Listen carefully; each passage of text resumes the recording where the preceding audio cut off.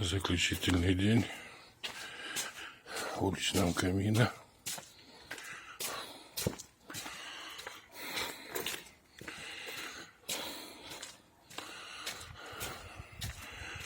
Тепло октябрьским днем.